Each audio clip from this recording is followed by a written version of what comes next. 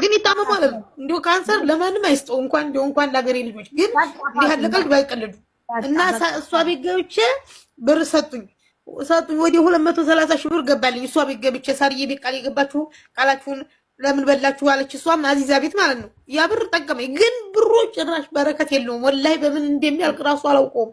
ቤት ኪራይ አልከፍልም እንደነገርኩሽ። ያው በፊት ኪሞ ውድ ነው። የጨረር ደግሞ አንድ ጊዜ 50 ሺህ ብር ከፍያለሁ እንጂ የቀረ ያው ዝም ብሎ ነው የሚያልቀው። ሳይድ ስመጣ ባጃጅ በቀን 600 ብር ከፍላለሁ። የባጃጅ ደግሞ ሆስፒታል አታልቅሽ። በቃ አሁን አታልቅሽ። ማልቀስ መፍትሄ አይሆኑ ላ ስለሽ ያው አላህ እንደው ግድ የለውም። እንደው እንደዛ ያለሁ ነበርኩኝ ያኔ ዛሬ እንደዚህ በይፋ ልመና ወጥቼ ደግሞ እኔ መለመን አይደለም። አንድ ጓደኛዬ የታመሙ ካንሰር ነው። ምን ያደርግልሻል? የተሰበሰበው ብር ብዙ ነው። ሀይር ስራ ስሪበት ወይ ጉድጓድ ያስቆፍሪበት አለችኝ። ሰው እንደዛ ነው ያሰበው። ብር በጣም ብዙ ብር የተሰጠኝ ነው መሰላችሁ። ለምን ሁሉም ሰው በሰዓቱ አዝኗል። ቪዲዮ ያልሰራ የለም እንዳይሹ። ለምን እንደዛ ይሆናል? ሲጀመር እኔ ብሩ የለም እንጂ ቢኖርስ ለምን እንደዛም ለምን አድርጊም አይባልም። እኔ ልጆችን ትቼ ነው ልጆችን ይዤ አልሞትም። ለልጆችስ ቢሆን ምን ችግር አለው?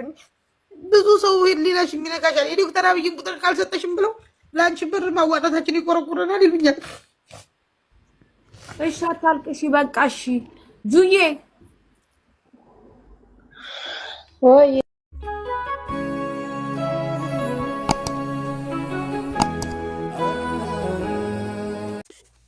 መስጠታችን ባይቀር ሰውን መጥፎ ነገር ተናግረን የሰውን ልብ መስበሩ አስፈላጊም አይደለም አግባብም አይደለም። እንግዲህ እህታችን ፈጡምን ከዚህ በፊት እናውቃታለን። በጉሮሮ ካንሰር በሽታ ታማሚ ሆና በሳሪ ቤት የተወሰነ ብር ተሰብስቦላት እንዲሁም በርከት ያሉ ብሮች ተነይተውላት ወይም ቃል ተገብተውላት ወደ ሀገር ገብታ አደራችሁን ቃላችሁን እንድትፈጽሙ እያለች ነበር ወደ ኢትዮጵያ ስትሄድ እየተናዘዘች ሄደችው። አሰላሙ አለይኩም ወራህመቱላሂ ወበረካቱ። ውድ ቻናሌ ቤተሰቦች እንደምን አላችሁ? ክርስቲያን ወገኖቼ ሰላም ለእናንተ ብያለሁ። በያላችሁበት ሰላማችሁ በዘት ትርፍርፍ ይበልልኝ። ከመጥፎ ነገር ፈጣሪ ይጠብቃችሁ ኢንሻአላህ። እንግዲህ እህታችን ፈጡም በሚያሳዝን ሁኔታ ዛሬ በጣም ብሷት እየተናገረች ነው፣ እያለቀሰች ነው። አንዳንድ ጊዜ የታመመን ሰው ተናግረን ባናስለቅስ እጅግ በጣም መልካም ነው።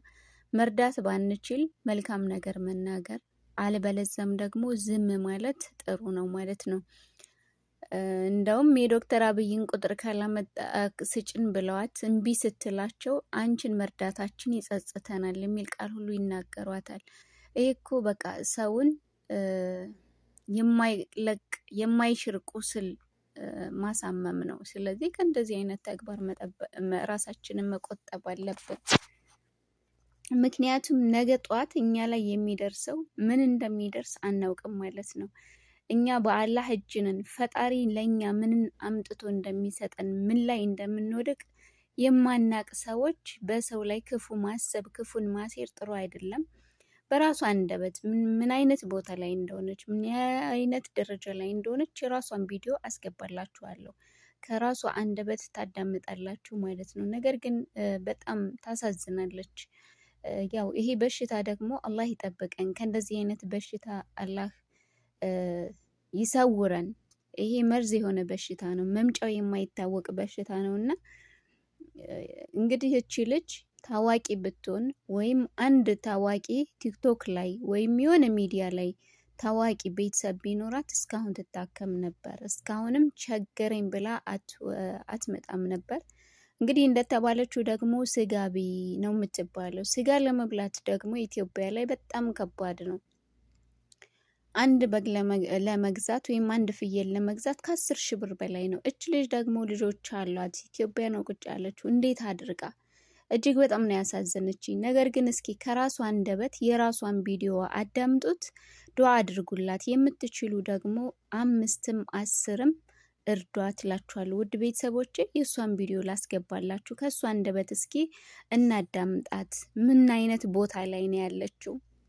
የቲክቶክ ፔጅ ላይ ኢትዮ ባለኝ ያንን ሰብስክራይብ እያደረጋችሁኝ ገንዘብ ተከፋይ መሆን ስለጀመርኩኝ በድጋሚም ገንዘብ እንድከፍል እናንተን እንዳላስቸግር በድጋሚ ለልጆቹ የጉሮሮ መዝጊያ ለሕክምና የሚሆን ብር ስለምፈልግ ይሄንን እንድታግዙ ብለሽ ተናገሪ። ይቀርጹሻል፣ የሚቀርጹ ልጆች አሉ።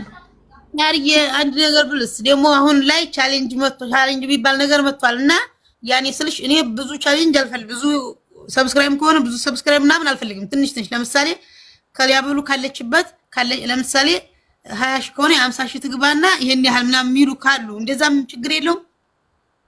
ያኔ እኔን በማንኛውም ነገር ማገዝ። አንቺ ቻሌንጅ ታዘጋጃለሽ? ብር አለሽ?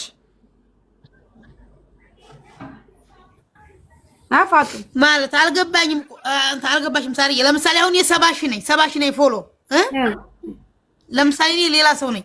እኔን 70 ሺህ አስገብኝና እኔ 100 ሺህ ብር ሰጥሻለሁ። ለምሳሌ እኔ ሌላ ሰው ታማ ማለት ነው። ምሳሌ ነው የምነግርሽ። ምን ያረግልሻል ማሪ? አንቺ እንደዚህ አይነት ደረጃ አይደለሽም። ለምን ትለፈልፊያለሽ? ለምን አንቺ ራስሽ እንደዚህ ታውቃለሽ? ታመሽል እንዴ ማሪ? የምን ቻሌንጅ ነው? ወይ ጉርሽ አንቺን እኛ መርዳት ማገዝ አለብን። በቃ አለገ። ቻሌንጅ ምናምን ሌላ ነው ፋጡ። በየቦታው እየገባሽ ፎሎ አርጓት እንዲያርጓት ምናምን ነው የሚል። እኛ አንቺን እናግዝሻለን። የምን ቻሌንጅ ነው? አያስፈልግሽም። አንቺ እኛ ምናግዝሽ ይውልሽ እህቴ፣ አንቺ አሞሻል። ስላመመሽ እገዛ ያስፈልግሻል። አብረንሽ ነው የኖርነው። እዚህ ስደት ላይ ነሽ። ስለዚህ የፈለገ ነገር ቢሆን በቻሌንጅ ገብቶኛል ጋይስ። አሁን እኔ እሷ የምትለው ቻሌንጅ ስጡኝና ቻሌንጁ ላይ ልሳተፍ ነው የምትለው። ለምን እንደዛ ያስፈልጋትም እንዴ? እንደሷ እየወጣች እንደ ቁራ ስጮህ ልትውል ነው እንዴ? እንደ ሁሉም ቤት እየገባች ነው። ለአዚም ጋይስ እሷ መረዳት የሚያስፈልጋትን እኛ እናግዛታለን። በቃ እሺ ውዴ፣ እንደዛ ነው የሚሻልሽ። እኔ እንደሚሰማኝ እንደዛ ነው ፋጡም። እሺ በቃ እንግዲህ ጥያቄ ፋጡም፣ አንቺ ትችያለሽ? በየቦታው እየገባሽ ፎሎ አድርጉልኝ ማለት ትችያለሽ እንጂ ስልሽ ያኔ ያለሁበትን ስነግራችሁ ያረጉ ከሆነ ነው እንጂ እሱማ ከባድ ነው። እያየኋቸው ነው። ልፋቱ ነው ከባድ ነው። እየጠየኳት እኮ ነው። በየቦታው እየገባሽ ፎሎ አድርጉ እያልሽ ስለመኛለሽ ወይ ያልኳት እየጠየኳት ነው እኮ። ከባድ ነው። ያው እንደው ብር ከመለመን ይሻል እንደሆነ ብዬ ነው እንጂ። እሺ እንዴ ኦሬዲ እኮ የኢትዮጵያ ሕዝብ እኮ ያውቃል አንቺ ምን ደረጃ ላይ ምን ላይ እንዳለሽ። እሺ ልክ ነሽ። እሺ ሳሪ ጉሮሮ ያበጠያልሽ አይደል እንዴ ማሪ? አዎ ኧረ ተይ ፈጡም ተይ ማሪ። እኔ ጥያቄሽ ግራ ገብቶኛል። አሁን አንቺ ካላስ የምትደውሉ ሰዎች ሞልካቸዋለሁ። ሳሪ ያላኩልህ በቃ ያልሽኝ ላውራና ልውጣ። አንቺም ስሪ። ቅድሙ ሞሬ ላይ ነው ተከታተልሽ። አሁን ተናገሪ በይ። አሁን ኩይን ከመውጣቷ በፊት ትቅረጽሽ። ሳሪ ያለችሽን ነገር ተናገሪና እሺ ትቅረጽ። እሺ ሰላም ውድ ሀገሬ ልጆች፣ ሰላም በያላችሁበት አላህ ይጠብቃችሁ። ፋጡ ማንኛው ታውቁኛላችሁና ያው በጉሮሮ ካንሰር ታምሜ አሁን ሀገሬ ላይ ነው ያለሁት። ያው እንግዲህ ከቻላችሁ ካሁን በፊት ቃል የገባችሁ ቃላችሁን ፈጽሙ፣ ደስ ይለኛል። የሰጣችሁ ደግሞ አመሰግናለሁ። እዚህ ደረጃ ደርሻለሁ ካላህ በታች በእናንተ ማለት ነው። እና ያው እንደዚህ ነው የምለው። እና ደግሞ ዩቲዩብ ከፍቻለሁኝ። ዩቲዩብን እየገባችሁ ሰብስክራይብ ብታደርጉልኝ ይሄን ቪዲዮ የሚደርሳችሁ ሁላ ያኔ ቪዲዮ ስለቅ ደግሞ የዩቲዩብ ቪዲዮ 8 ደቂቃ ነው። ያችን 8 ደቂቃ እየጨረሳችሁ ባታዳምጡም እየከፈታችሁ ካያችሁልኝ ይቆጥርልኛል። አሁን እንግዲህ ሀገሬ ዳሮ ብዬ ነበር ወይ ባህር ዳር ወይ አዲስ አበባ ጠጋላለሁ ብዬ ነበር። አሁን ከተተሉን አመት መከታተል አለብሽ ተብያለሁኝ። አሁን ለአንድ አመት ገና ዘውጅ ማቆያለሁ። ከዚህ በኋላ 6 ወር ማለት ነው።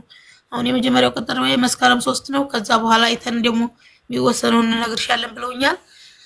ዙሮ ምላችሁ ነገር እንደዚህ ነው። ደግሞ እንግዲህ ያለው ሁላ ነገር ይሄ ነው። በተለዩ ደስ ይለኛል። እናንተንም አላህ ይጠብቃችሁ ከእንዲህ አይነት ከባድ ፈተና። ቻርዬ በቃ ፋጡም እኔ ምልሽ ስሚኝ፣ አዳምጪኝ። አሁን አንቺ እኔ ሁለት ጥያቄ ብቻ ነው የምጠይቅሽ። እሺ ሁለቱም ብቻ ነው የምትመልሽልኝ። አንቺ አሁን ባለሽበት ሁኔታ እገዛ ያስፈልግሻል? ብር ያስፈልግሻል? ይሄን ብቻ መልሽልኝ። ሳሪ እንዳልኩሽ እኔን ስሚ እንዳልኩሽ ቃል የገቡ ሰው 10 ሺህ 5 ሺህ ምናምን ቢያስገቡልኝ ደስ ይለኛል።